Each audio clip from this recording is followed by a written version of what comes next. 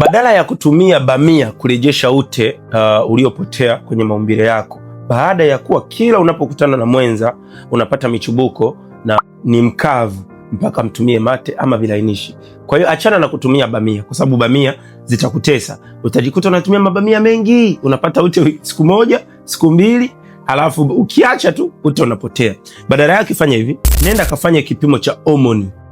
Vipimo vya homoni kwa ujumla, either ni hormonal profile, vitaweza kukusaidia kudetermine ni lazima utajikuta na changamoto ya kuvurugika kwa hormones. Lakini kama sio changamoto ya kuvurugika kwa hormones, huenda utakuwa na changamoto ya maambukizi ya bakteria, kwa sababu mara nyingi ute unapopotea ama unapokuwa mkavu, mara nyingi homoni haziko sawa, na homoni ndo zinasaidia zile tezi za ukeni ziweze kuzalisha ule ute pale unapopata msisimko. Sasa ikitokea zile homoni haziko sawa, hapa ndo unajikuta hata ukiguswa vipi unajikuta hakuna kitu.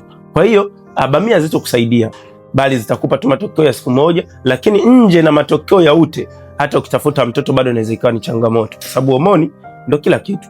Lakini ukijikuta na maambukizi ya bakteria ya TB, mara nyingi yale huwa yanakwenda kuharibu zile tezi zinazozalisha ule ute. Hata homoni zikiwa sawa, zikapata taarifa kwamba umeguswa sehemu zako, unajikuta zile tezi ambazo zingezalisha ute hazipo tena vizuri, zimeshatafunwa ama kuharibiwa na maambukizi ya bakteria. Natumai umejifunza kwamba bamia hazitokupa matokeo ya kudumu, bali zitakupa matokeo ya siku mbili. Ukitibia tatizo kwa kudetermine chanzo cha tatizo lako, inakuwa ni rahisi sana na unapona vizuri.